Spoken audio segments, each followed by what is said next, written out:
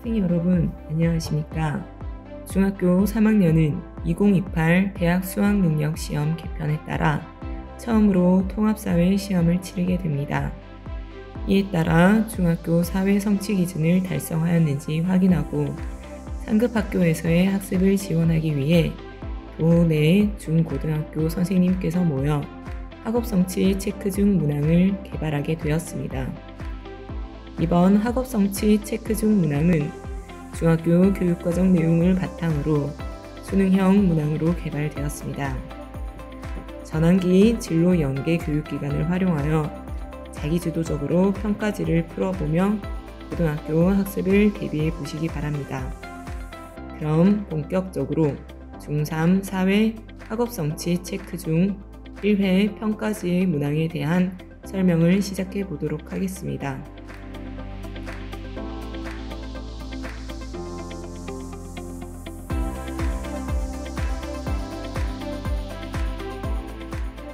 1번 문항입니다. 1번 문항의 성취 기준은 사람다운 삶을 살아가기 위해 도덕이 필요한 이유를 설명하고 왜 도덕적이어야 하는지 그 근거와 이유를 제시할 수 있다입니다. 따라서 사람다운 삶을 살기 위해 필요한 인간의 특성을 이해하고 있는지 파악하기 위해 이번 문항이 출제되었습니다. 인간의 특성으로는 이성적 존재, 열려있는 존재, 도구적 존재, 사회적 존재, 문화적 존재, 종교적, 유의적 존재로 교과서에 언급되어 있습니다. 다음 시에서는 봉사하는 것, 돕는 것, 보살피는 것으로 사람을 사람답게 만드는 것이라 언급하고 있기에 이는 인간의 이성적 존재, 도덕적 존재를 의미한다고 볼 수 있습니다. 선지에서 이성적 존재, 도덕적 존재를 의미하는 것은 2번이기에 정답은 2번, 다른 존재에 대해 도덕적 행위를 실천하는 존재이다 입니다. 2번 문항입니다. 2번 문항의 성취 기준은 과학기술이 현대인의 삶에 미치는 긍정적인 영향과 가치를 설명하고 동시에 과학기술이 지닌 문제점과 한계를 열거하며 과학기술의 바람직한 활용 방안을 제시할 수 있다입니다. 따라서 과학기술을 바라보는 여러 관점을 이해하고 있는지 파악하기 위해 이번 문항이 출제되었습니다.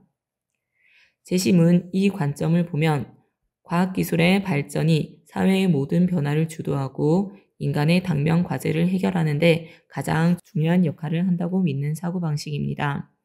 이는 과학기술 만능주의의 입장으로 과학기술이 인류의 모든 문제를 해결해 줄 것으로 보는 입장입니다.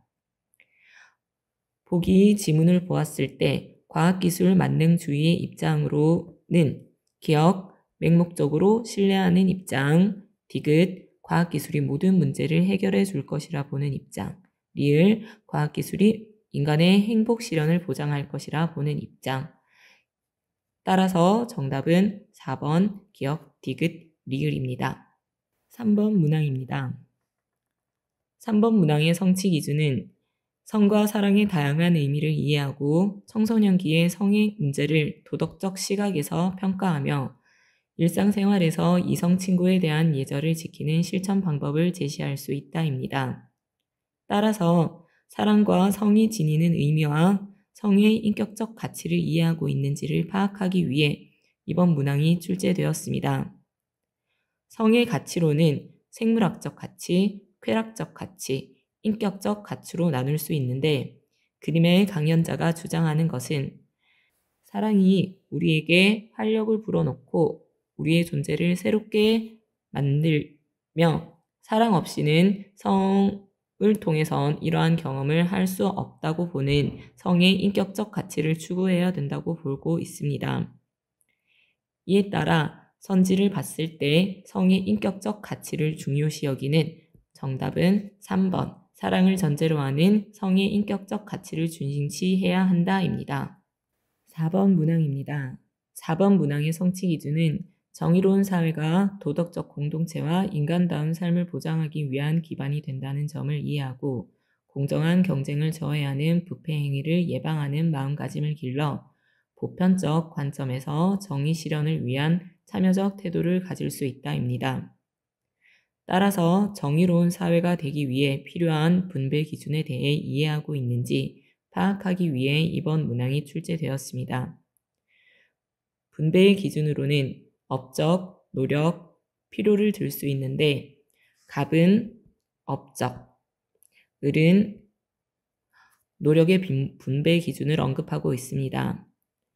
그래서 보기 기억을 보시면 최우수 선수로 선정된 팀원에게 더 많은 금액을 분배하는 입장은 성과, 즉 업적인 뛰어난 사람에게 분배하는 것을 의미하기에 갑의 입장이 맞고, 니은 대회 준비를 위한 연습 시간을 고려한다라는 것은 연습에 노력을 많이 한 사람에게 분배하는 것을 의미하기 때문에 을의 입장이 맞습니다. 하지만 디귿 필요한 사람에게 더 많은 금액을 분배하는 것은 분배의 기준으로 봤을 때 필요에 따른 것이기 때문에 갑과 을 입장 모두 아닙니다. 따라서 정답은 3번 기억과 니은입니다. 5번 문항입니다. 5번 문항의 성취 기준은 보편적 가치 추구와 평화 실현을 위해 통일을 이루어야 함을 알고 바람직한 통일 국가 형성을 위해 요구되는 태도를 기르는 등 통일 윤리 의식을 정립할 수 있다입니다. 따라서 통일 비용과 통일 편익의 성격을 이해하고 있는지 파악하기 위해 이번 문항이 출제되었습니다. 통일 비용은 남북한 통합 과정에서 요구되는 비용이고, 통일 편익은 통일이 가져다줄 경제적, 외적 보상과 혜택 전부를 의미합니다. 칼럼은 통일 과정과 통일 이후에 통일 비용이 발생하지만 추후 통일 비용을 능가하는 통일 편익을 가져올 수 있다고 보는 입장입니다. 그렇기 때문에 통일 비용을 투자적인 성격으로 봐야 한다고 이야기합니다.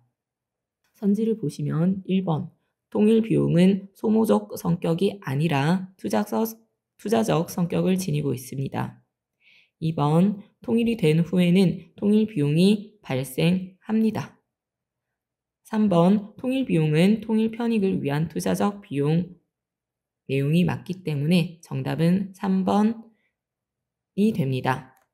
6번 문항입니다. 6번 문항의 성취 기준은 세계 및 우리나라의 인구 분포 특징을 파악하고 이에 영향을 미치는 지리적 요인을 탐구한다입니다. 따라서 세계 인구 분포의 특징을 이해하고 있는지 파악하기 위해 이번 문항이 출제되었습니다. A지역은 서부 유럽 지역으로 일찍부터 산업이 발달하여 임금이 높고 일자리가 풍부해 인구가 밀집해 있는 지역입니다. B지역은 사하라 사막 지역으로 강수량보다 증발량이 많아 물이 부족하고 식량 생산이 어려워 인구가 희박한 지역입니다. C지역은 중국 동남부 지역으로 계절풍의 영향을 받아 인구 부양력이 높은 벼농사에 유리해 인구가 밀집해 있는 지역입니다. D지역은 캐나다 북부 지역으로 극지방에 접해 있어 기온이 매우 낮아 인간 생활이 어려워 인구가 희박한 지역입니다. 이 지역은 아마존 열대 우림 지역으로 연중 기온이 높고 강수량이 많아 인구가 희박한 지역입니다. 따라서 보기 중 옳은 것은 기역과 디귿, 정답은 2번입니다. 7번 문항입니다. 7번 문항의 성취 기준은 공간 규모에 맞게 위치를 표현하고 위치의 차이가 인간 생활에 미친 영향을 설명한다입니다. 따라서 위치 차이에 따른 생활상의 차이를 이해하고 있는지 파악하기 위해 이번 문항이 출제되었습니다. 교사가 설명하고 있는 국가는 우리나라와 같이 온대기후이지만 계절이 반대이기 때문에 남반구 중위도 지역에 위치해야 합니다. 그리고 서경 45도선을 표준 경선으로 삼고 있다 했으므로 이에 해당하는 국가는 우루과이입니다. 따라서 정답은 5번이 되겠습니다. 8번 문항입니다. 8번 문항의 성취 기준은 자연재해가 빈번히 발생하는 지역을 조사하고 그 이유를 설명한다입니다. 따라서 자연재해의 특성을 이해하고 있는지 파악하기 위해 이번 문항이 출제되었습니다. 제시된 문자 내용은 태풍 경보 발령 문자입니다.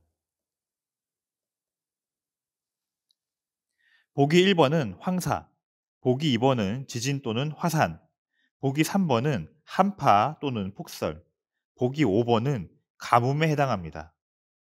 따라서 태풍에 해당되는 정답은 4번입니다. 9번 문항입니다. 9번 문항의 성취 기준은 도시 중심부에서 주변 지역으로 나가면서 관찰되는 경관과 직가의 변화를 분석한다입니다. 따라서 도시 내부 구조의 특성을 이해하고 있는지 파악하기 위해 이번 문항이 출제되었습니다. A는 도시 내부 구조 중 도심에 해당하는 곳입니다. 도시의 중심에 위치한 도심은 교통이 편리하고 사람들이 쉽게 접근할 수 있어 상업과 업무 활동에 유리한 지역으로 백화점, 금융기관, 기업 본사, 업무용 고층 건물이 밀집해 있습니다. 따라서 정답은 5번입니다. 10번 문항입니다. 10번 문항의 성취 기준은 다양한 기준으로 문화지역을 구분하고 지역별로 문화적 차이가 발생하는 이유를 지역의 자연환경, 경제사회적 환경의 관점에서 파악한다입니다. 이 문제는 건조문화지역의 특성을 이해하고 있는지 파악하기 위해 출제되었습니다. A는 독일로 유럽 문화지역에 속하는 국가입니다. B는 사우디아라비아로 건조문화지역에 속하는 국가입니다. C는 필리핀으로 동남아시아 문화지역에 속하는 국가입니다. D는 오스트레일리아로 오세아니아 문화지역에 속하는 국가입니다. E는 브라질로 라틴 아메리카 문화지역에 속하는 국가입니다. 제시된 여행 상품은 사막, 이슬람 문화 경관 등을 관광하는 상품으로 정답은 2번 B가 되겠습니다. 11번 문항입니다.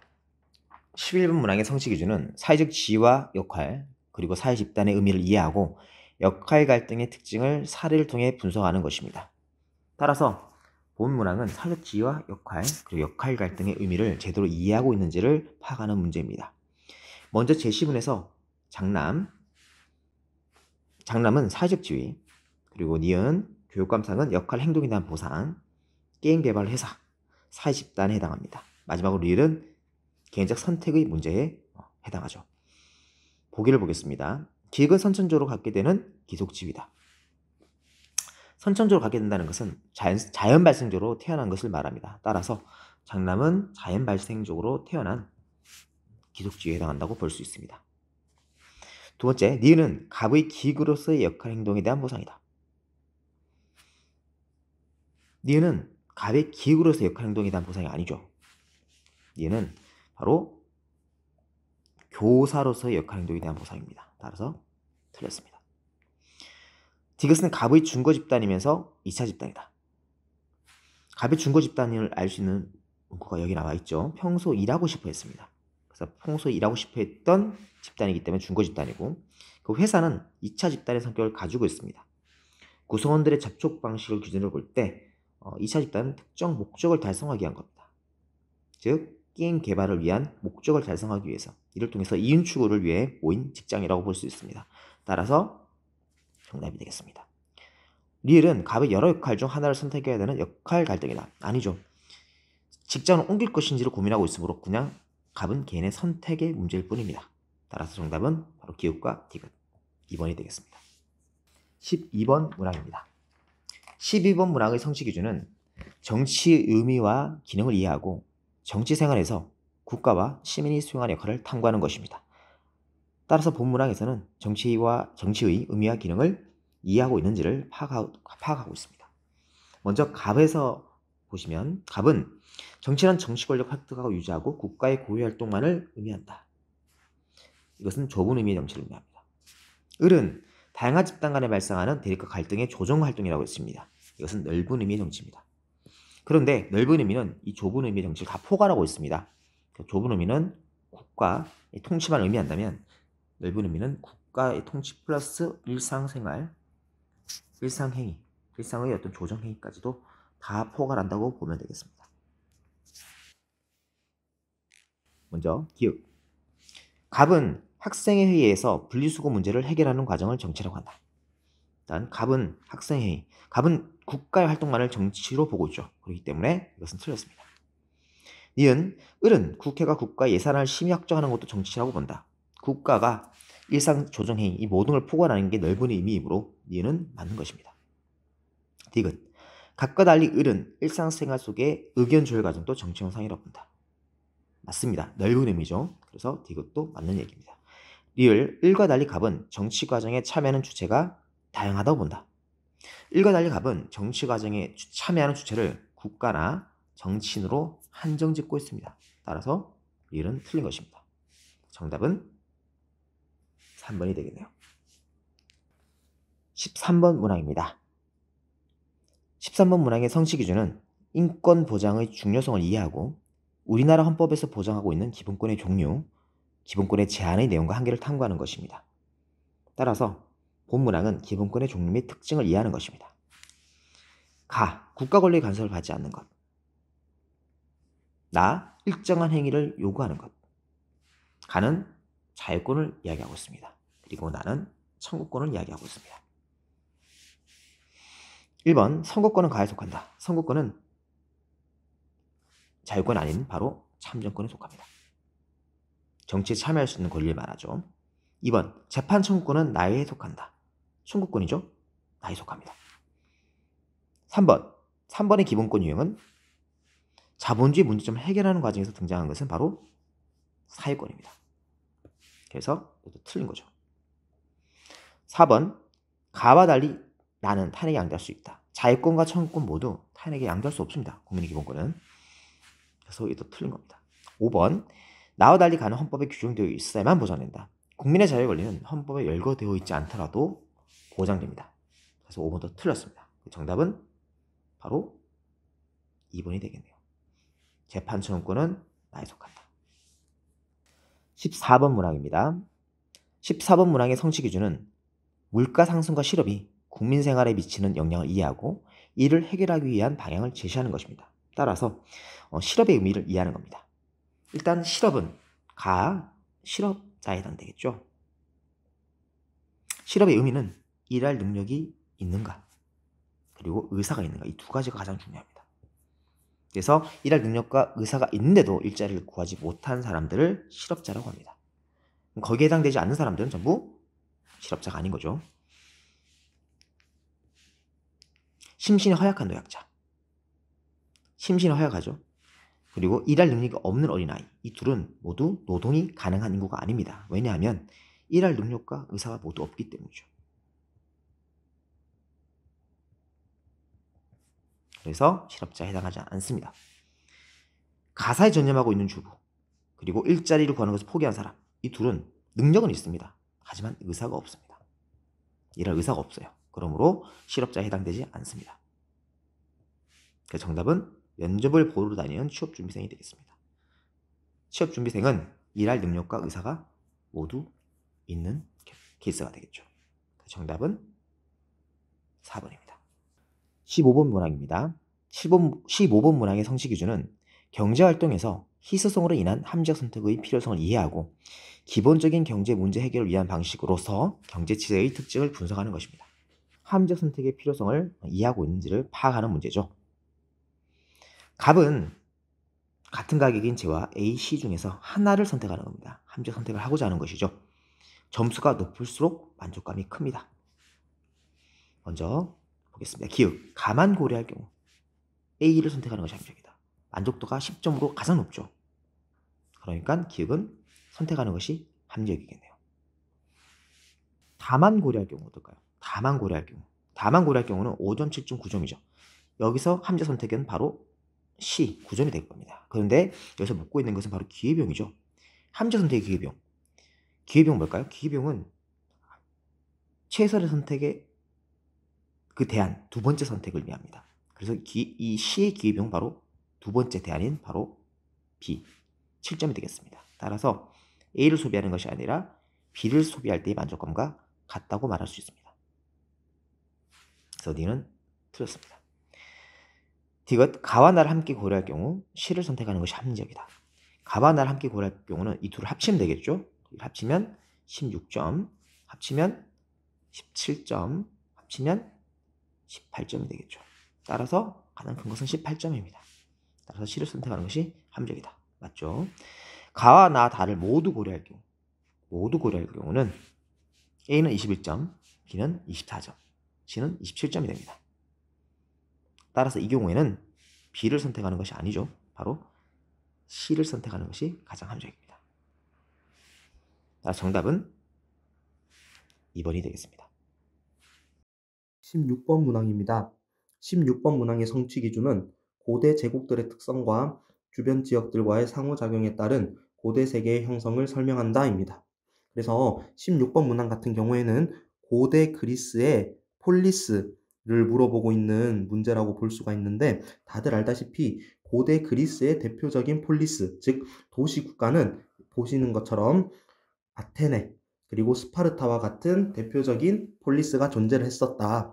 그리고 16번 문항 자료로 와보면 해당 폴리스의 특징으로는 소수가 아니라 다수에 의한 지배, 그렇기 때문에 민주정치라는 이름으로 불리며, 이 폴리스의 대표적인 인물로는 페리클레스라는 사람이 있다. 자, 이렇게 자료를 종합해 봤을 때 16번 문항에서 물어보고 있는 폴리스는 바로 아테네라는 것을 여러분들이 쉽게 유추할 수가 있을 겁니다.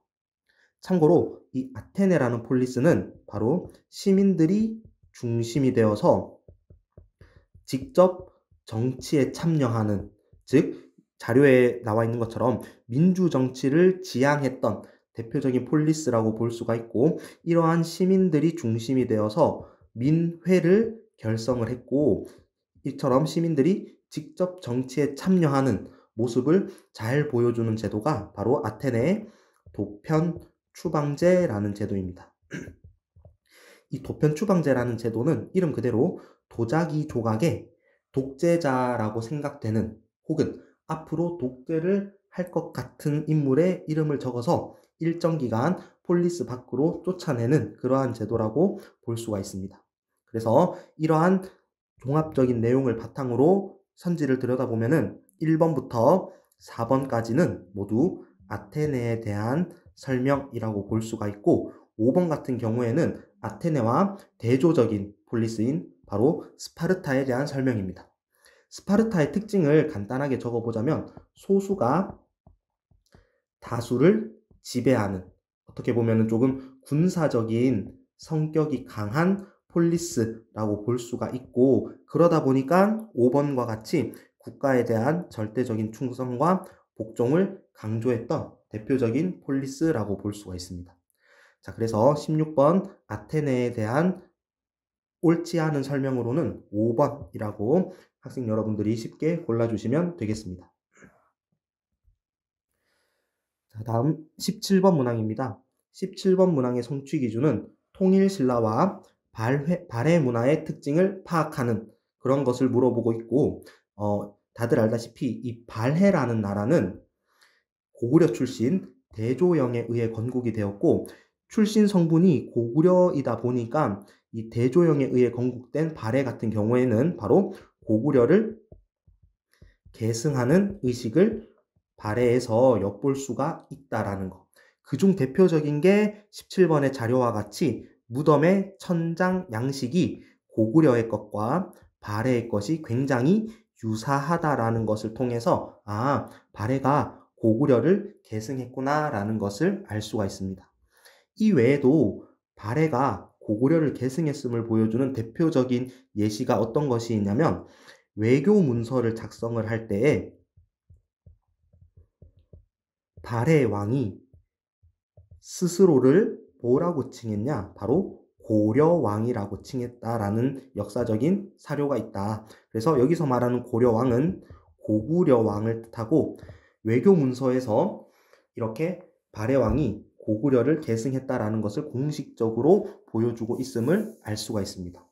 그래서 17번에 이 고구려의 무덤 천장 양식과 발해의 무덤 천장 양식이 유사한 것을 통해서 알 수 있는 내용은 바로 2번 발해의 고구려 문화 계승이라고 여러분들이 쉽게 골라내시면 될 것 같습니다. 자, 이렇게 17번 문항도 여러분들이 쉽게 푸셨을 거라고 생각을 하고, 그 다음 이어서 18번 문항 넘어가도록 하겠습니다. 자, 18번 문항의 성취 기준은 비잔티움 제국과 서유럽 세계의 교회가 사회에 미친 영향과 교권의 변화를 이해한다입니다. 자, 참고로 여기서 말하는 교권이라 함은 바로 교황권을 의미를 하고 18번의 화면 속 내용을 잠시 들여다보면은 마침내 하인리 4세가 지금 어떠한 상황에 처해 있냐면 카노사에 찾아왔다.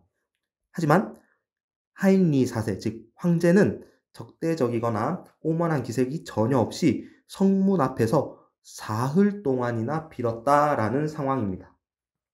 자, 이 상황을 간단하게 여러분들에게 설명을 드리면 당시 황제와 교황이 성직자를 임명하는, 즉 성직자 임명권, 서인권을 둘러싸고 대립을 하고 있었는데 이에 대해서 당시 황제 하인리 4세는 교황이었던 그레고리우스 7세는 뭐라고 말했냐면은 세속 권력, 즉 왕이라든지 황제라든지 제후가 교회의 일에는 간섭하면 안 돼라고 주장을 한 반면 신성 로마 제국의 황제였던 하인리 4세는 성직자도 엄연히 황제의 백성이기 때문에 나 황제 하인리 4세가 성직자를 임명할 수 있다라는 식으로 철저하게 대립을 해왔었다.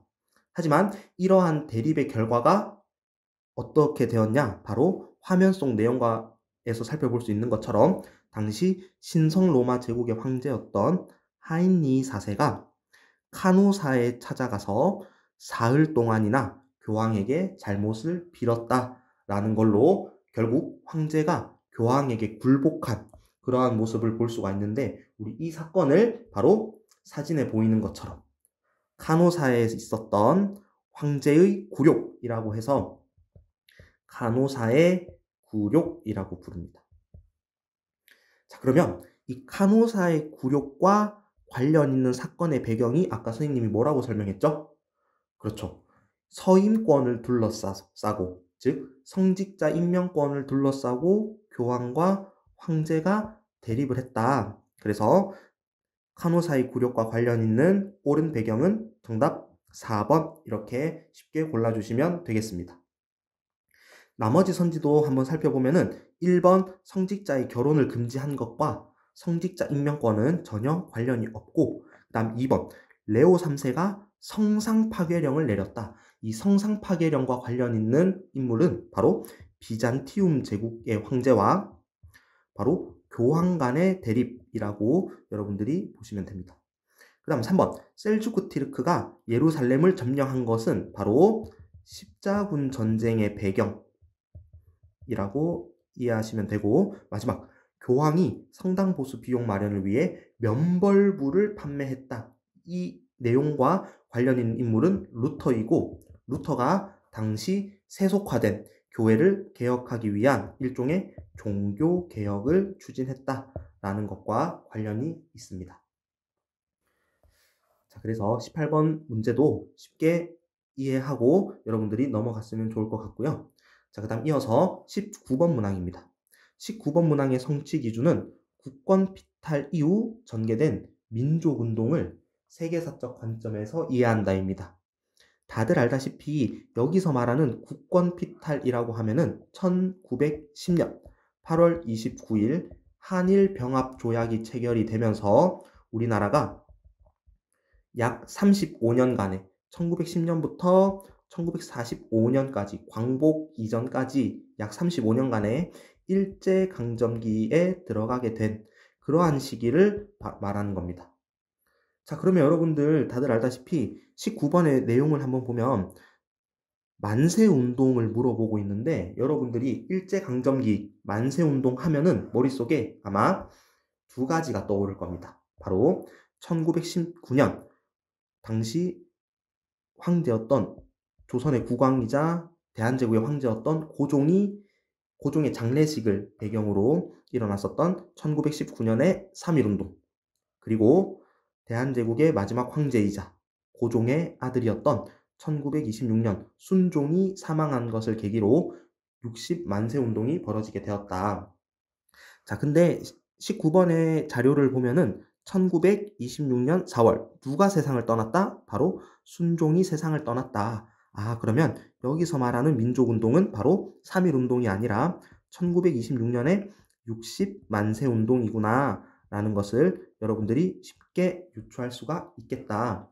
자, 그리고 여기서 중요한 점이 뭐냐? 바로 이 60만세 운동을 추진하는 과정에서 바로 사회주의 계열과 이 민족주의 계열이 연합을 했다. 그래서 이 60만세 운동을 계기로 사회주의 계열과 바로 민족주의 계열이 연합할 수 있겠구나 라는 가능성을 보게 되었고, 그 결과 60만세 운동의 결과 이 사회주의 계열과 민족주의 계열의 독립운동가들이 신간회라는 단체를 결성하게 되었다라는 것이 60만세 운동의 결과 및 영향이라고 볼 수가 있습니다.